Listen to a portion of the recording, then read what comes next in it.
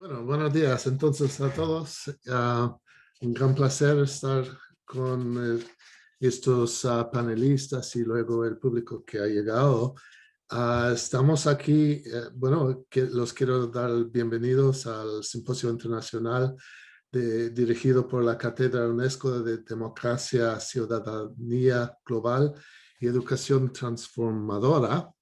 Y el simposio ha tenido, bueno, tiene hasta 42 sesiones, 100 ponentes, 25 países. Estamos haciéndolo en 3 idiomas, francés, español e inglés. Para que sepan todos que nos están grabando en YouTube, eso también nos da el lujo de ver de nuevo la sesión en otro momento y compartirlo con todos nuestros amigos, los familiares y obviamente la mamá si está por ahí. Y le invitamos a explorar el sitio web para buscar más información sobre las otras sesiones. Para que sepan, detrás de esta sesión hoy va a haber una sobre resistencia contra el neoliberalismo. Es la sesión en español a las 11:45 y otro sobre ciudadanía en democracia difícil. El caso de México a las 2 de la tarde. A las 3:30 de la tarde tenemos una hora de diálogo que se llama la hora feliz. Entonces estén todos invitados allá. También mañana es un día de talleres y que se va a resumir el congreso y luego van a haber 2 talleres en que hablamos del futuro, proyectos, colaboraciones, etcétera. Entonces estén todos invitados mañana, aún si solo puedan por un tiempo, por favor que vengan. Y a las 2 de la tarde, hora de Montreal, mañana se va a ver la ceremonia de clausura. Entonces, eso todo. Bueno, el placer es tener con nosotros a Julio César Mateus de la Universidad de Lima, Divina Faromex de la Universidad Nouvelle Sorbonne en París y Roberto Aparici de la UNED en Madrid. Entonces, vamos a hacer una charla sobre educación mediática o, digamos, retos que surgen en una sociedad mediatizada y cómo la educación pueda tener algún papel importante. Y en eso también quiero que sepan todos que el Congreso realmente tiene que ver con pedagogía crítica. Entonces, estamos también buscando los espacios de optimismo, las posibilidades que existen, entonces la agencia humana y lo que se puede hacer. Entonces, y para mí, de un comentario muy breve, yo tuve la oportunidad de dar una conferencia aquí y mencioné esta paradoja entre el colonialización de datos y pobreza de datos. Entonces, uno se ve colonializado, entonces, que es unas nuevas hegemonías, son imperialismos cultural, etcétera. Pero a la vez, la paradoja es que si la pobreza de datos es la no inclusión, es ser aparte de todo, entonces no estar participando y informando la máquina y la inteligencia artificial, ¿no? Entonces, si tiene que ver con, por ejemplo, un tipo de sabiduría o un contexto cultural, esto no existe si las personas no estén participando. Entonces, la paradoja es que participar eh, o estar invisible, ¿no? Y participar en, bueno, digamos, un sistema mediático que es colonializador, que es dirigido por empresas muy grandes, más que todo norteamericanas. Entonces, de este punto les quiero, bueno, brindar de nuevo el bienvenido a los panelistas y vamos a comenzar con Julio César de la Universidad de Lima. Muchísimas gracias. Es para mí un honor compartir este espacio además con colegas y maestros que respeto y admiro tanto. Voy a tomarme unos 6 minutos para compartir algunas ideas en torno a una investigación reciente que con mi colega chileno Pablo Andrada estamos por publicar, y que tiene que ver con la percepción de los docentes. La voz de los docentes en este contexto me parece crucial, me parece muy importante, porque muchas de las políticas o de los diagnósticos suelen ser top-down, de informes grandes, de instituciones, y creo que poner en relieve la voz del docente que en el aula está sufriendo o padeciendo el contexto de la pandemia puede ser revelador, ¿no? La primera cuestión es dónde está la escuela hoy. Cuando hablamos de educación transformadora, ¿qué es la escuela? Hoy la escuela está entre bits, entre muebles de la casa, entre familia con la que uno comparte el espacio y se disputa la señal, la pobre señal de internet, en el caso de los países latinoamericanos. ¿Qué es la escuela? ¿Quiénes son parte de la escuela? ¿Qué era importante aprender de esa escuela, ¿no es cierto?, que teníamos pre-pandemia y la que vemos ahora? ¿Cuántas de esas cosas nos han servido para una situación como la que estamos padeciendo? Esta pandemia creo que nos ha obligado a todos a repensar en estas cuestiones, y además lo que ha hecho el freno total de la actividad presencial en todos los centros educativos en la región no ha hecho sino encender, digamos, una alarma que ilumina desigualdades sociales preexistentes. Y no podemos hablar de educación sin contextualizarla en un sistema político-cultural mayor, ¿no? La transformación digital en este contexto ya había iniciado, ¿no? Se cocinaba, digamos, a fuego lento. América Latina era reconocida como una región muy dinámica que invertía sobre todo en compra de tecnología, en compra de dispositivos. Los grandes proyectos latinoamericanos vinculados a tecnología educativa tenían que ver con la adquisición y con la provisión de, primero no sé si recuerdan las OLPC, del proyecto de One Laptop per Child, luego de las tablets, en fin, dispositivos, ¿no? Era muy dispositivocéntrica.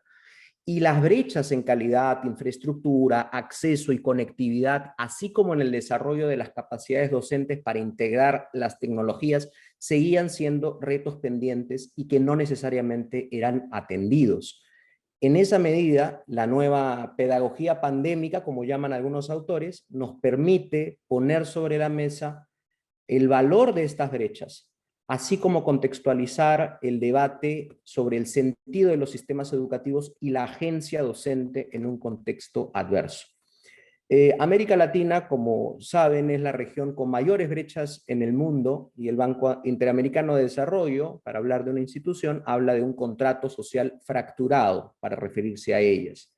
Han sido ampliamente estudiadas y hay muchas publicaciones sobre brechas entre sectores rurales y urbanos, entre instituciones públicas y privadas, y a estas diferencias se suman las diferencias de género.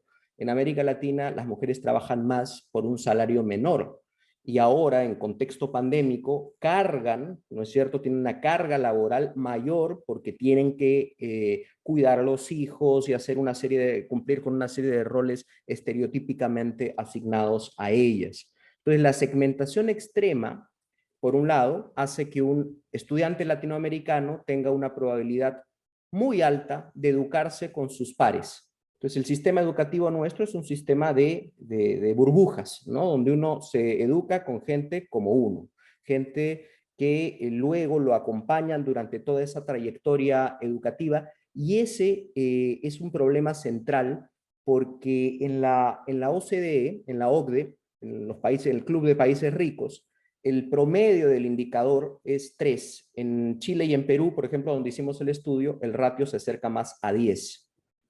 El 40% de la matriculación en la escuela secundaria en América Latina corresponde a escuelas privadas, mientras que en la OCDE estamos hablando de un 10% de escuelas privadas. Entonces esto vuelve al debate sobre qué es el sistema público, qué es lo público, y esto, por cierto, incluye o debe incluir a los medios de comunicación.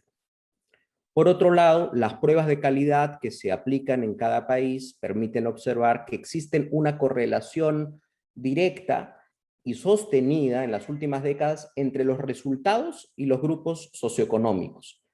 Es decir, que hay una conexión directa del, digamos, privilegio que tienes al acceder a un tipo de educación y la calidad de esa educación. para ponerlo en sencillo, los pobres se educan peor por ser pobres, ¿no? Y esa es una, digamos, injusticia estructural que viene a cuento y viene importante poner sobre la agenda. Y ni hablar del acceso a las TIC, ¿no es cierto? En el acceso a las TIC tenemos brechas groseras. Por hablar del Perú, en el sector rural, el acceso a Internet no llega al 5%, mientras en la capital, Lima, puede llegar a ser el 60%. Entonces, pensar en esas distancias es pensar de un sistema educativo claramente fracturado. ¿Qué han hecho los países? Bueno, lo que tenían que hacer, al no tener sistemas mediáticos estructurados que acompañen la educación, porque esta es una región, creo yo, donde los medios de comunicación no se sienten parte del sistema educativo. Y entonces, claro, hubo que crear plataformas de emergencia que tenían nombres muy románticos: Aprendo en casa, Aprendo desde casa, y todo muy bien con eso. Hubo un esfuerzo muy, muy importante que hay que valorar de parte de las administraciones públicas, pero esto es un servicio de distribución de contenidos que tenía obligadamente que ser complementado con la preparación de material y de seguimiento por parte de los docentes, porque no todo el mundo tiene televisión, no todo el mundo tiene radio. Y fíjense aquí la importancia de los medios públicos y de las radios comunitarias. En los últimos 30 años, cuando hablábamos de las TIC o de las tecnologías, lo reducíamos a lo digital. Por eso algunos en esta mesa nos gusta tampoco el concepto de educación digital, y preferimos usar más bien el de mediático, porque lo digital restringe la idea de los medios, ¿no es cierto? Y hace pensar que son solo algunos medios particulares como los celulares, las computadoras. Y fíjense que en una situación de emergencia, ¿a qué medios hemos mirado? A la radio, que ya nadie le daba bola, como dicen, ¿no? Ya la gente se había olvidado de la radio y el sistema educativo no dialogaba con la radio. La televisión, si bien existe un canal del Estado, en el caso peruano, me pareció patético que finalmente tuviéramos que mendigar espacios en los medios de comunicación privados para poder poner un poquito de contenidos educativos, una pequeña franja, y muchos medios privados incluso no quisieron hacerlo porque no había publicidad o no tenían la opción de vender publicidad. Entonces, creo que estos elementos, y para terminar y cumplir con el tiempo, son una base estructural, política, cultural, sobre la que debemos tener el debate de educación transformadora y de educación mediática finalmente. Así que lo dejo allí en esta primera intervención. Muchísimas gracias, Julio César. La capacidad de llenar estos 8 minutos con tanto contenido es algo impresionante. Muchas gracias. Oye, Divina, otro reto. Otro reto y otro continente, ¿no? El europeo, en el que no tengo yo la misma entrada que ti, Julio, porque estamos con otros problemas y otros retos, con la colonización de datos y lo que pasa con las redes sociales. Y aquí en Europa, de cierta manera, los medios de comunicación están entrando en el aula, pero de manera forzosa, y tienen la capacidad de cambiar, de transformar, quizás de manera negativa, la educación mediática. Entonces, estamos en otro escenario aquí. Am, lo que me refiero yo es que el reto que tenemos ahora en educación mediática en Europa de manera muy, muy fuerte, y es un reto con apoyos políticos y fondos, es el reto contra la desinformación y el discurso de odio. Son dos temáticas que normalmente en educación mediática las tenemos porque hablamos de los riesgos, ¿no? Y de lo que los medios pueden aportar en temas de estereotipos, de polarización de la población, ¿no? Pero que no eran todo el discurso sobre educación mediática. Educación mediática, el discurso era sobre una ciudadanía abierta, la agentividad de los alumnos, la creatividad, una parte más libre y más alegre, ¿no? Y de momento, desde el 2015, desde el episodio Charlie Hebdo, y después el episodio de las elecciones robadas en el Brexit y en América, y ahora con lo que pasó en el Capitol en Estados Unidos a principios de enero, la discusión, la conversación sobre educación mediática es casi exclusivamente sobre esto.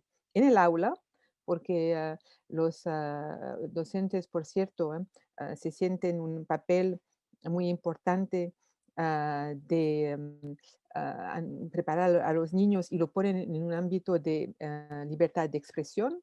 Y en el aula ha sido una catástrofe también, pues mataron y desgollaron a un profesor de educación cívica que hablaba de las caricaturas de Mohamed y por eso le mataron un joven de 18 años.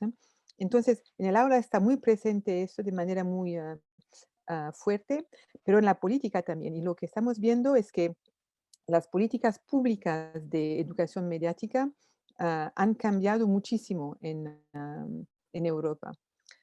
Primero, han dado legitimidad a la educación mediática, que es algo que preguntábamos desde hace mucho tiempo, y ahora está en una directiva. Quiere decir que cada país tiene que transformarla en su derecho nacional y ponerla en su derecho nacional, pero no solo en la educación escolar, también fuera de las escuelas, ¿no? Ah, pero este sistema ha generado dentro de Europa un plan de acción sobre desinformación y otro sobre discurso de odio, que ahora da la situación que les voy a describir. Se ha creado un observatorio de los medios digitales y de la educación mediática digital, pero solo para desinformación. Este observatorio no va a mirar a cualquier otra cosa y la verdad es que les da más apoyo y poder a los que averiguan la información, que son los periodistas, que a los docentes y a los investigadores en educación mediática. Entonces, tenemos esta paradoja de un observatorio que parece que sea educación digital y mediática, pero es averiguación de datos y ah, desinformación. Una restricción increíble del campo, pero que también muestra una politización muy fuerte del campo que es algo que yo encuentro peligroso porque parece que sea ah, una recognición, una legitimación, ¿no? Pero la verdad es que están cambiando la idea misma de educación mediática porque nos ponen en una clase de, am, en un entorno que es una manipulación política solo para desinformación, como si todo era fuera para periodistas y para desinformación. Entonces, de cierta manera, bien, pero el problema es esto, ¿eh? Estamos en una encrucijada, los que están haciendo investigación en Europa.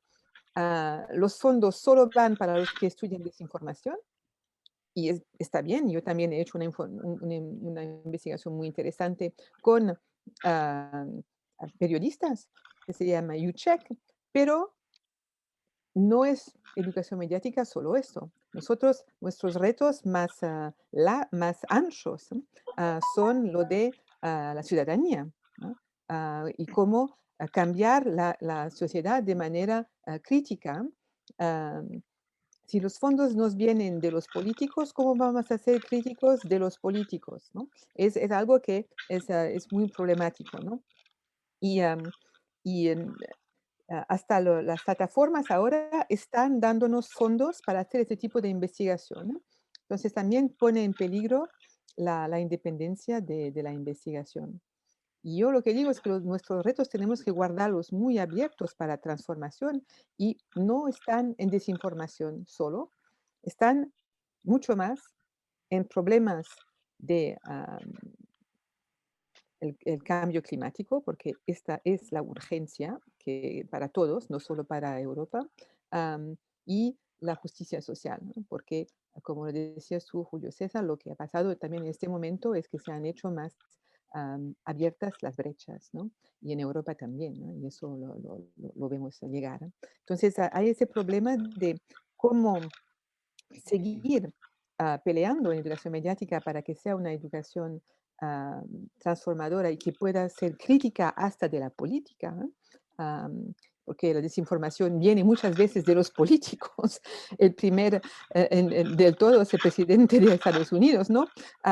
Y sí, entonces tenemos que ir en cuidado con esto y ver cómo guardar educación mediática en el ámbito de la información como un bien común, que no pueda ser apropiado por los periodistas, como está pasando ahora, que están empujando para salvar la utilidad social de su profesión, bien, ¿no? Pero también para los jóvenes, ¿no? Que no van a ser todos periodistas, ¿no? Aunque tengan que ser todos críticos. Y eso es un punto yo encuentro ahora de vigencia muy fuerte y con eso quiero acabar de momento. Excelente, Divina, gracias y nos ha amplificado bastante ahora el escenario y mira, esto también es una muestra de qué amplio es lo que llamamos educación mediática, porque no es ni un campo ni un movimiento lo que es. Sin embargo, hay muchos temas que se trata dentro de bueno, idea conceptual. Entonces, nos da ahora el placer de escuchar a nuestro colega Roberto Aparici de Madrid. Es tu turno. Bueno, muchas gracias. Un saludo, buenos días a Canadá y América y buenas tardes Europa. Creo que tenemos que reflexionar y posicionarnos en función de la pandemia. La pandemia nos ha revelado algo, nos ha revelado que estamos en el más profundo pasado, que las tecnologías se usan como en el siglo XX, se habla de tecnologías digitales y lo que más desea casi todo el mundo es volver al pasado, volver a las concepciones tecnológicas y pedagógicas del pasado. Puede que ocurra, es muy probable, porque los docentes, la máquina que hace funcionar el sistema, está formado para esa rutina, para la transmisión de conocimientos, para la reproducción de conocimientos y escasamente para enfrentarse a situaciones inciertas, situaciones complejas. Eso lo comprobamos en prácticamente casi todo el mundo, donde las plataformas sustituyen a los docentes no saben qué hacer con esas plataformas y se limitan en líneas generales a reproducir lo que hacían en el aula, o sea, son bustos parlantes, como soy yo ahora en estos momentos, alguien que habla y los demás, los estudiantes, las estudiantes, son receptores como con los medios de comunicación de masas. Digamos que es un modelo de comunicación broadcasting, un docente para muchos usuarios, para muchos receptores. Los estudiantes se convierten en recepción, solo en receptores. En un aula a veces puede tener algún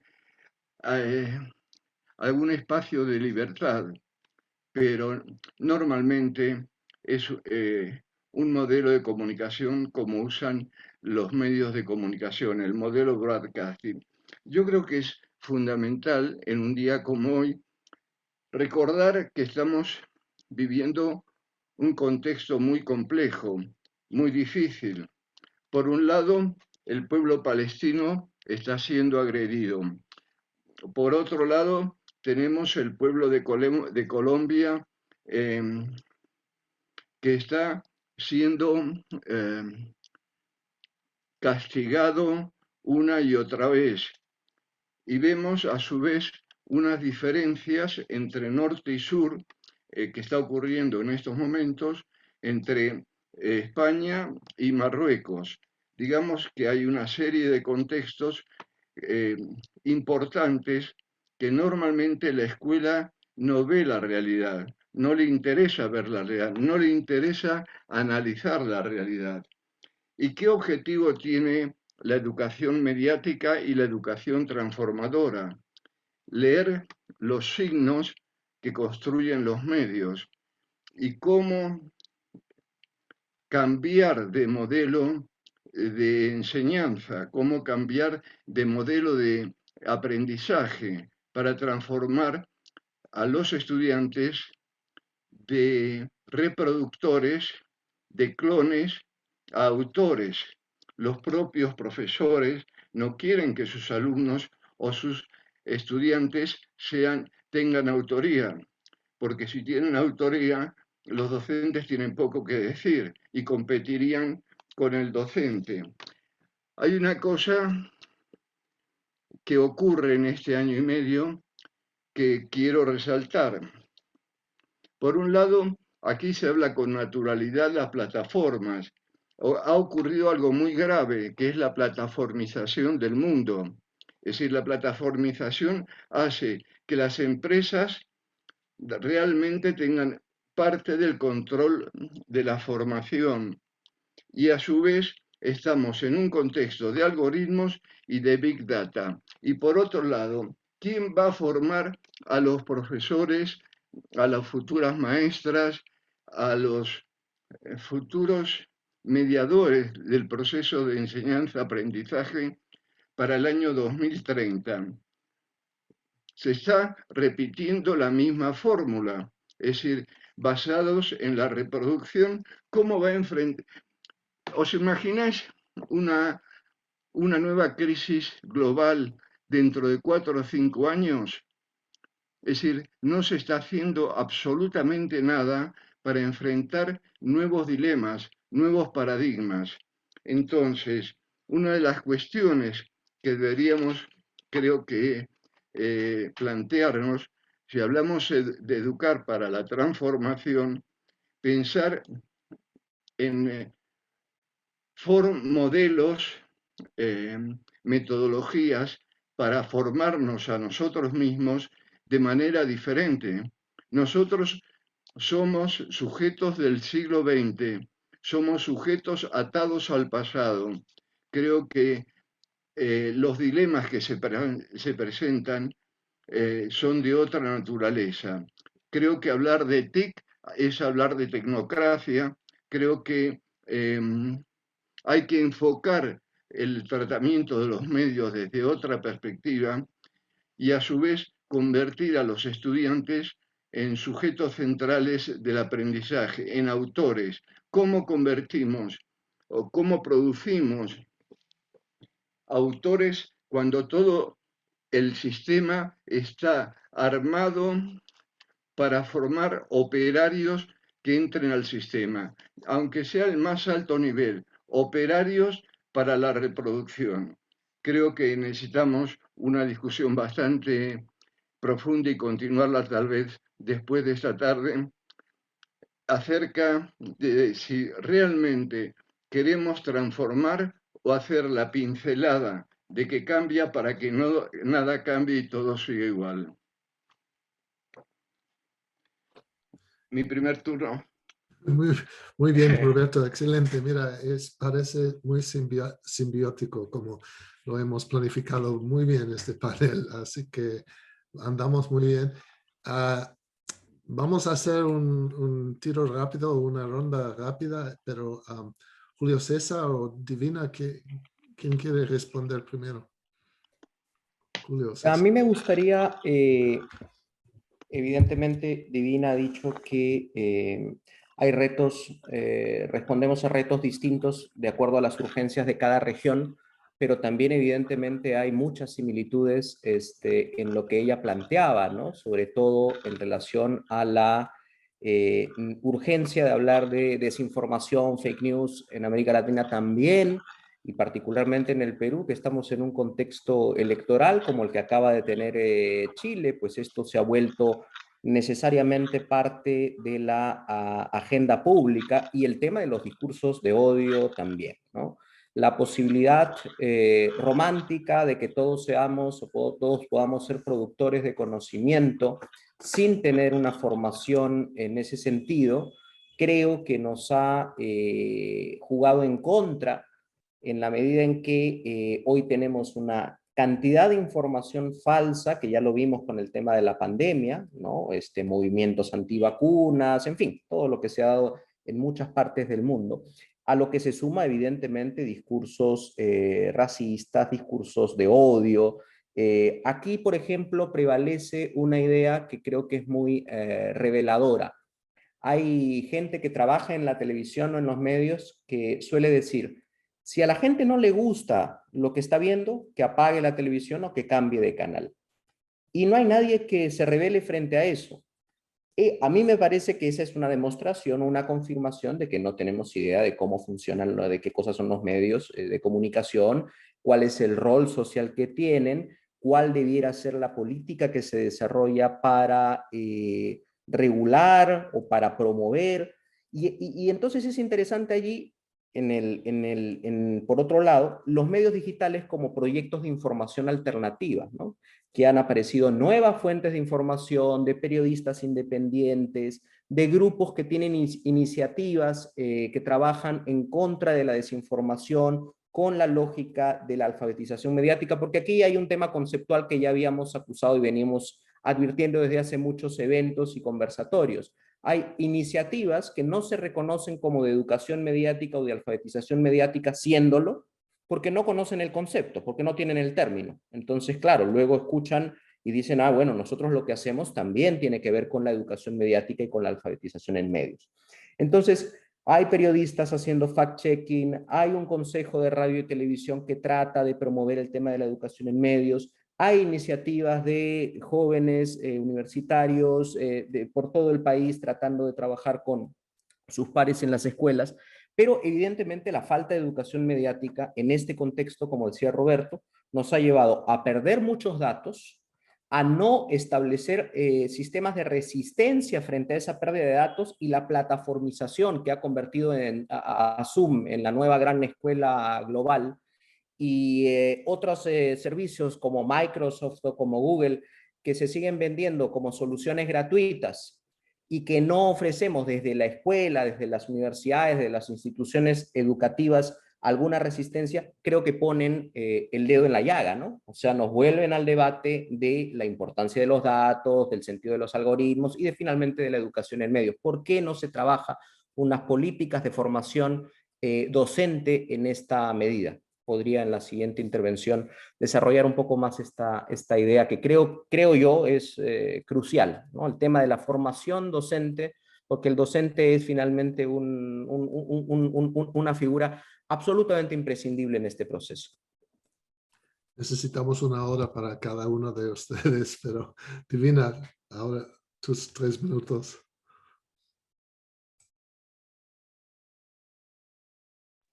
Lo de la formación docente es crucial, ¿eh? Es la verdad. Y tú habías hablado al principio de la dificultad de los profesores en las investigaciones que has hecho. También vemos lo mismo en Francia, lo que hablamos, la, la discrepancia entre la arena de formulaciones, ¿eh? La de la administración de los ministerios, ¿eh? Y la de las realizaciones, la arena de realizaciones, y lo poco que se hablan las dos.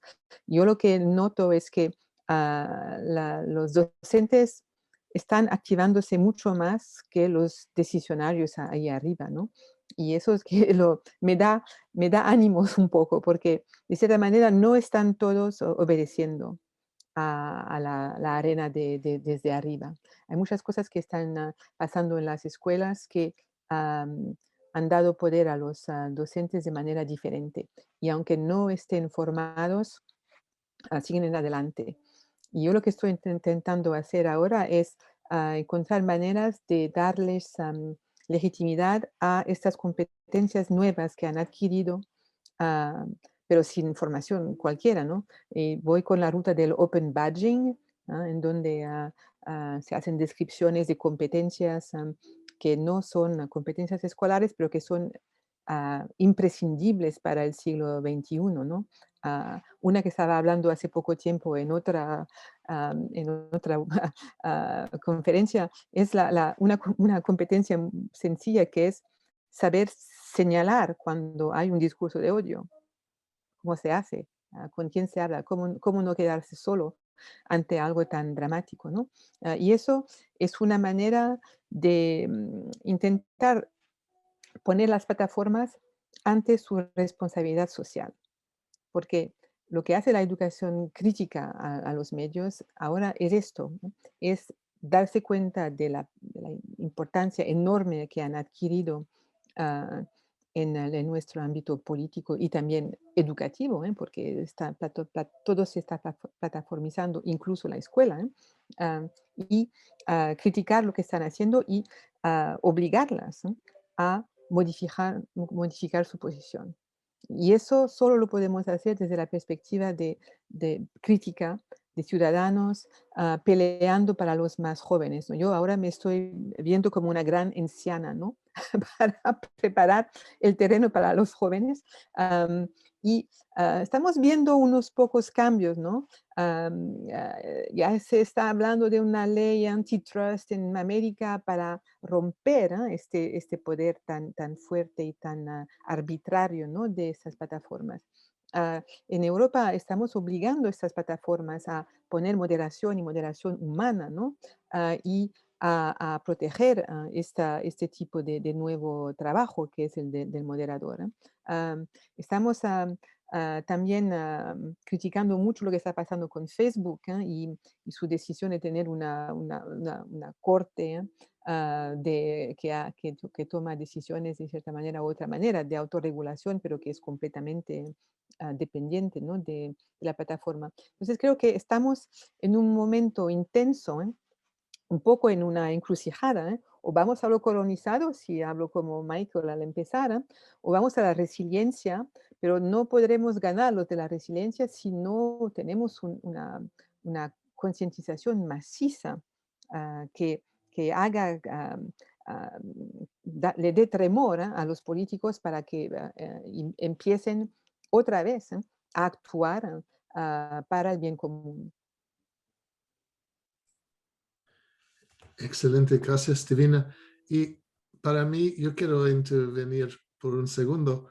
Y la idea en que estamos en este momento, en este año, participando en un gran experimento, ¿no? Zoom también tiene prácticas de privacidad. Y no sabemos qué están haciendo con estos datos. Por ejemplo, este congreso, este simposio, cómo forma una parte del aprendizaje artificial de Zoom. Entonces, en general, todos los maestros, profesores, etcétera, hemos contribuido mucho a la inteligencia artificial este año. Y cuando se ve cómo evolucionó la sabiduría política y qué nos mostró Cambridge Analytica, el escándalo, la crisis de Cambridge Analytica, vamos a ver cuándo haya nuestro momento Cambridge, ¿no? ¿Cuál es el futuro para la educación? Y cómo, en eso es, según lo que está diciendo Roberto, cómo estamos ahora formando la educación de 2030, ¿no? Vaya, tu turno, Roberto.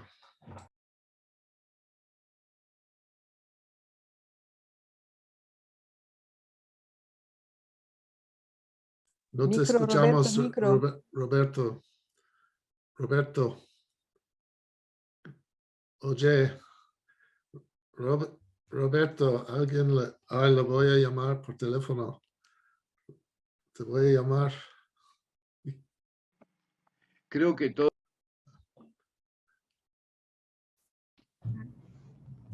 No se escucha, de nuevo No. el micro. ¿Ahora? Ahora sí. Sí, ahora sí. Adelante. Creo que todos sabemos que la escuela es el aparato ideológico del Estado, nos guste o no nos guste, y los docentes, de mejor o de peor manera, cumplimos ese tipo de rol, junto con la policía y todo el sistema que complementa las bases del estado de control. Los docentes, hasta ahora, hemos sido algo más que agentes de control. ¿Hasta qué punto hemos hecho algo diferente y transformador? Todos hablan de Paulo Freire, de la educación y la democracia, de Giroud, pero poquísimos ponen en práctica una educación crítica, porque poner en práctica una educación crítica significa enfrentarse a los roles convencionales que tienen las instituciones educativas. Lo he vivido y lo vivo en carne propia. Es decir, yo soy coherente con lo que digo y hago, pero causa bastante malestar en mi universidad, en mis compañeros, y soy como el rebelde. Ser rebelde es ser crítico. Entonces, ¿de qué hablamos? Es decir, esta cuestión de la posverdad es un tema que fue tratado hace 20 y pico de años como el tema de la manipulación. Es decir, se toma aquel elemento que sea escandaloso para cambiar cosas, pero que no cambien mucho, dejarlas todas ahí arregladas. Pero hay una cuestión que es gravísima, pero gravísima, si no tomamos cartas en el asunto. El Estado no puede funcionar sin nosotros. Nosotros somos una organización que se dedica a la mediación pedagógica. Algo tenemos que hacer diferente, no ser el reproductor que prepara esclavos para el sistema. Es decir, cuando digo esclavos de diferentes niveles, se preparan obreros, se prepara gente para el paro o se preparan especialistas. En muy pocos casos se prepara a gente disidente para el contexto o para criticar o para buscar fórmulas de responder. Yo creo que la educación para la transformación es urgente.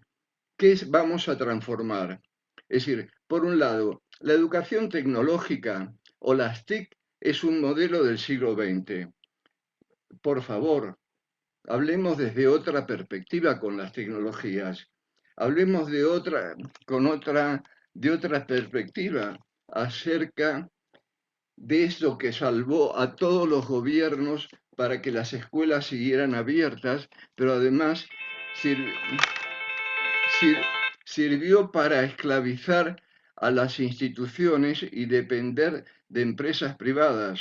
Las empresas privadas son prácticamente propietarias de parte de las instituciones educativas. En general, hay muy pocas plataformas que son propias, que son pedagógicas y que no son comerciales.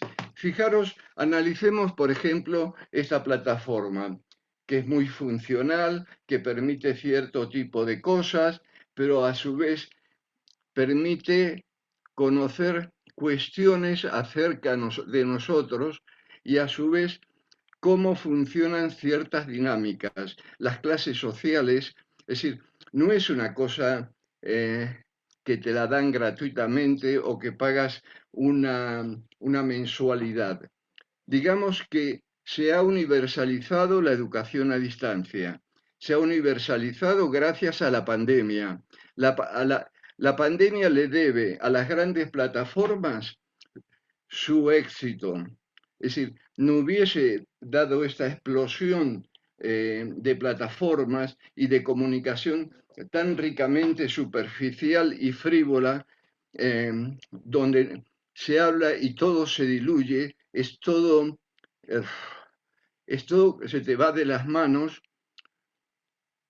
Creo que la educación mediática también tiene que transformarse. La educación mediática está atada al pasado, sigue los principios del siglo XX y ahora ha incluido la posverdad como elemento, wow, la novedad.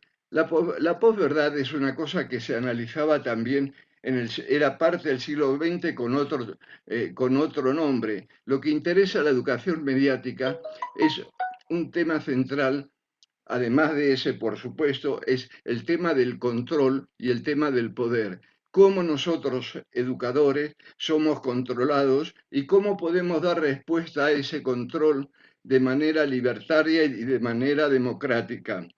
Es decir, retomemos los grandes teóricos, por ejemplo, John Dewey, al hablar de democracia y educación, creo que en estos momentos estamos muy lejos de ese principio. Creo que es necesario trabajar de manera local y de manera global, pero no según principios de grandes organizaciones, sino organizaciones muy cercanas. Es decir, ¿cómo hacemos para formar ciudadanos libres, no ciudadanos dependientes? Pensemos que los chicos, las chicas, los jóvenes están dentro de un sistema, están dentro de un centro carcelario que goza de aparentemente libertad, goza de aparente libertad para reproducir lo que la institución dice.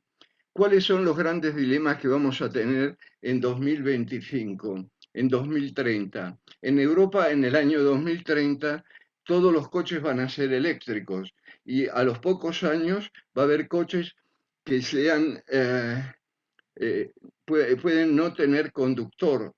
¿Esto qué significa? Nos tiene que llevar a una reflexión con la invención del automóvil.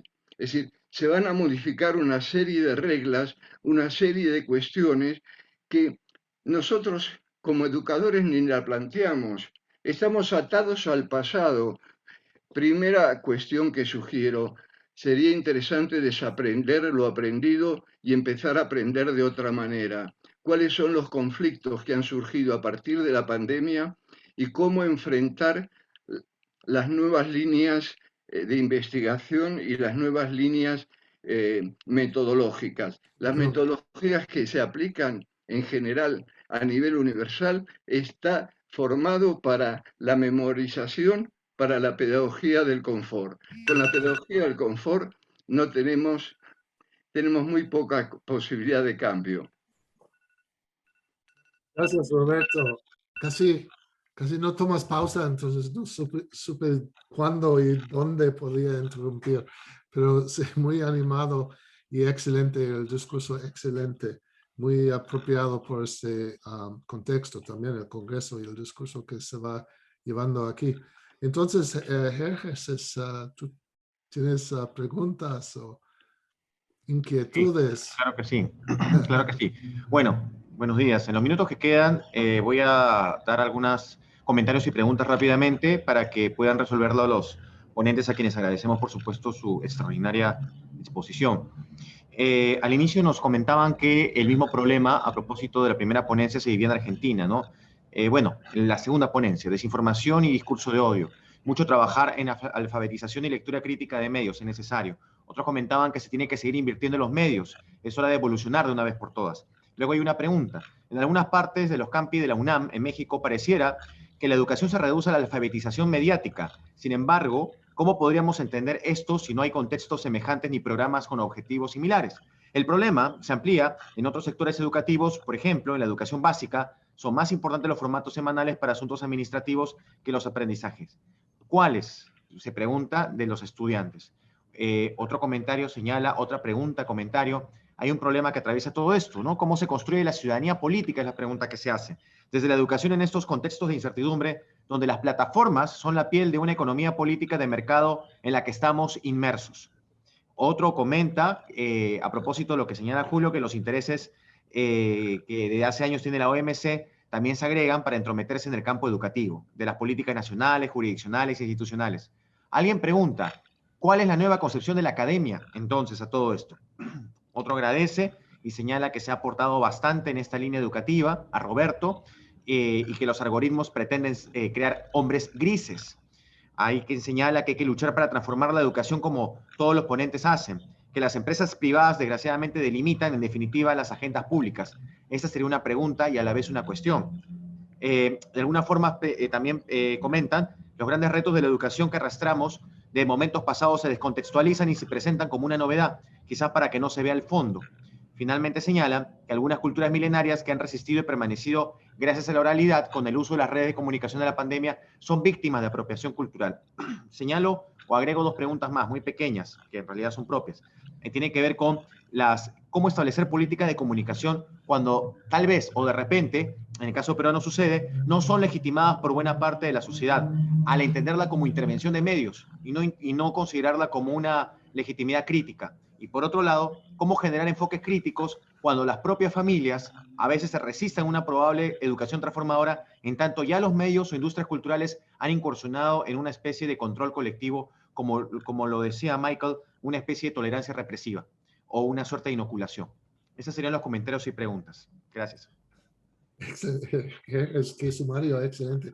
Mira, y para todos, tenemos la hora feliz a las 3:30 de la hora de Montreal, una hora en que podemos charlar más sobre estos temas, porque, y esto con el neoliberalismo de que se habla en la próxima sesión y la democracia difícil en la sesión de las 2, nos va a dar un muy buen marco para una charla muy interesante al final del día.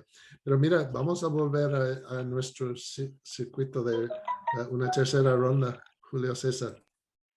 Sí, dos comentarios que condensan varias de las cuestiones que se han planteado, que dan para muchísimo, por cierto, y son muy interesantes. Vuelvo sobre el tema de la agencia docente, que creo que es fundamental, ¿no? Hay desde hace muchos años evidencia empírica que los problemas y los retos para la integración de las tecnologías en la educación y la mirada crítica frente a los medios pasan no por el saber instrumental, ¿no? Por el saber hacer, sino sobre todo por el sentido, digamos, crítico con el que se forman los docentes. Sin embargo, en este contexto, Roberto decía, ¿qué cosa hemos aprendido? En el caso latinoamericano, veo que obligados, y en un contexto dramático claramente, estamos recuperando y devolviendo la confianza en el docente.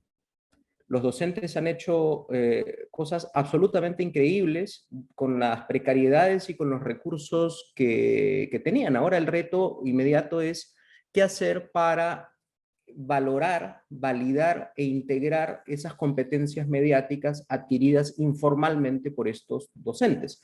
Porque me da la sensación de que cuando volvamos a una nueva normalidad parecida a la anterior, pues todo va a seguir siendo más o menos igual. Cómo hacer para ayudar y empoderar a los docentes, sobre todo en el sentido crítico de integración de las TIC, que tiene que ver con saber cómo funcionan, ¿no? Siempre decimos lo mismo. No es importante o no es tan importante el tema de aprender con los medios, usar los medios como auxiliares didácticos, sino aprender sobre los medios. Y en ese sentido, las barreras subjetivas que construyen los docentes son importantes. Entonces hay que trabajar siempre en la sensibilización, en darle mucha confianza. Y como bien dijo Roberto, y con esto termino, la virtualidad tiende a la idea errónea de que el sistema educativo es un sistema de transmisión, que depende de la voluntad del estudiante de aprender y del docente de enseñar. Eso no es verdad, y lo hemos visto. Los estudiantes no deciden abandonar las escuelas, ni los docentes evitan experimentar porque tengan falta de interés, sino que las condiciones desiguales, por un lado, y la excesiva burocracia y presión administrativa por el otro, entonces son las que generan, digamos, una barrera para los docentes. Entonces, bajo esta lógica, nada sería peor que volver sobre políticas públicas unidimensionales que se queden en la cuestión instrumental y tecnológica. Hay que repensar la pedagogía en términos de lo ya ganado. Gracias, Julio César. Divina.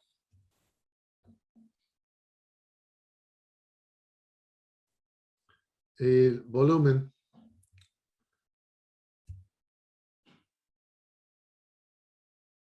Todavía no. Sí, Ay, ahora va. No, yo quería también ir a lo positivo, porque vais a seguir discutiendo, pero no quiero quedarme con una idea que estamos al fin del mundo, ¿no? Porque es demasiado fácil y salir de esta crisis, de todas estas incertidumbres, pudiera esto dominar el discurso, pero hay que creer en la resiliencia humana.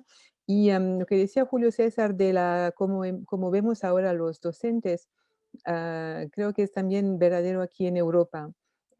Y eso ah, se, mm, se puede retomar con todo el discurso del care, lo que llaman en inglés el care, que es esta idea de un arte de la solicitud, ¿no? De aprender también a escucharse a unos y a otros. Un nuevo contrato que también hemos hecho a pesar de Zoom y de su dispositivo. Hay el chat, estamos diciéndonos cosas aquí al lado que quizás nosotros 3 o 4 no vamos a utilizar, pero los otros van a utilizar, ¿no? Una manera de desviar de la norma, aunque la norma esté aquí. Y eso es lo que yo encuentro interesante, es que ah, estamos en un contexto de renovación de la relación al otro, si lo hacemos bien y si lo acompañamos con las redes. ah, y si tenemos un contrato de compartir, de compartición, no sé cómo decir, que se asimile al care. Mucha gente ha notado que los países dirigidos por mujeres se han salido muy bien del problema este, porque han dado inmediatamente la importancia a las personas que se ocupan de los otros, ¿no? Los médicos, los que limpian las calles y también los que ayudan a los jóvenes. Y en Francia lo hemos visto porque no hemos parado la escuela durante el COVID, comparado, por ejemplo, a Alemania. Y ahora lo están sintiendo en Alemania, este problema. Entonces yo creo que am, en esta idea del care hay un nuevo papel de las políticas públicas que se puede inventar, ¿no? O que se puede empezar a ver, ¿no? Que es como un papel en donde hay todo lo que sea relacional, y podemos transformar ciertas plataformas en bienes relacionales, bienes públicos relacionales. Y tenemos necesidad de poner nuestra inteligencia aquí, más allá de la Wikipedia, en la que todos piensan, pero podemos ir ahí si nos ponemos con políticas públicas que apoyan esto. Tenemos un ejemplo en Francia, por ejemplo. Hay una plataforma para registrarse para la vaccinación, que ahora es la del Estado, aunque sea comercial, se llama Doctolib. Pues los jóvenes han inventado otra que se llama hashtag Ma2, vite Ma2. Pronto quiero encontrar mi dosis. Y trabajan con 40 voluntarios. Eso es el care para mí. Y esos dos sistemas son composibles. Y es esto por lo menos que nos muestra que no estamos quizás intentando encontrar otro balance, que también utiliza plataformas, estos agentes no humanos que están apoyados por inteligencia artificial, pero si estamos presentes y si ponemos las reglas y obligamos las políticas públicas a acompañar estas reglas, podemos cambiar las cosas de manera más positiva y más compleja y transformarnos en los gran ancianos de nuestros jóvenes. Excelente, mira, te voy a agradecer a todos los panelistas, también el público por venir. Sabe que ahora cuando termina está muy cruel la máquina, nos bota. Entonces, la última palabra, Roberto, pero ha sido excelente. Vamos a escuchar después en YouTube magnífica sesión. Roberto, última palabra, tienes como un minuto. Sí, aquí nos reúnen actos de buena voluntad de un grupo de docentes de diferentes partes del mundo, pero los actos de buena voluntad no son suficientes. Es decir, cómo se lleva a la práctica cierto tipo de cosas. Vosotros y vosotras, ¿os imagináis ministros de educación, ministras de educación, presidentes hablando sobre la educación y el futuro de la educación? Es impensable. Y realmente el cambio en la educación depende de medidas políticas. Lo que nosotros deseamos o lo que consideremos los expertos lo mejor, lo más inmediato, lo más importante, no se va a llevar a cabo si no hay una decisión política. Y la decisión política, eh, normalmente los políticos están muy alejados de la educación y el modelo de educación que a veces piensan los políticos es un modelo cercano al modelo empresarial o al modelo funcionalista o al modelo como han sido formados cuando eran niños. Entonces, ¿cómo llevamos a la acción ciertas cuestiones para la transformación? Por un lado, un acercamiento a los gobiernos sobre que este es otro momento. Estamos en el momento de transformación, así como se pasó de del movimiento, digamos, de la del movimiento, digamos, atracción con el movimiento a través del motor. Es decir, ahora estamos en otro momento que los políticos no han sabido entender y cogieron la solución más fácil, que es la de las plataformas. Las plataformas están metidas en la vida de las escuelas y no van a salir. Ahora, ¿cómo formamos a los docentes en una mezcla, en una fusión que están haciendo al mismo tiempo enseñanza y están haciendo televisión? ¿Cómo hacemos que no sea un espectáculo, pero que sea, digamos, tenga ciertas dinámicas que acerca el lenguaje de los medios? Creo que es una transformación muy profunda, muy importante y sobre todo una cuestión que es clave. En la mayoría de los sistemas de todos los países, las exigencias para ser docente son las más bajas para ingresar al sistema. Si se utilizaran esas valoraciones para ser médico, creo que la mayoría de nosotros estaría muerto, porque la calidad en general, como se seleccionan a la gente que va a ser docente, es el más bajo nivel. Es decir, es una cosa dramática, da risa, pero es así. De los más bajos niveles profesionales es el de nuestra profesión. Creo que tenemos que reinventar la profesión dignificando los modelos de formación y a su vez los contenidos. No se puede seguir formando a los docentes con contenidos que no existen. Se enseñan contenidos del pasado, modelos del pasado. Estamos en la tercera década del siglo XXI y los modelos de formación son del siglo XX, de la última década o de la penúltima década del siglo XX. Hay un desfase profundamente distorsionador y que exige realmente una mirada crítica a nuestra propia profesión. Es decir, los Mira, que no se Roberto, escapan. Sí. bueno, yo pienso que ya llevado a nosotros a unos puntos muy importantes Vale, para vale, vale. reflexionar para el Una sola próximo década. cosita. La transformación depende de todos.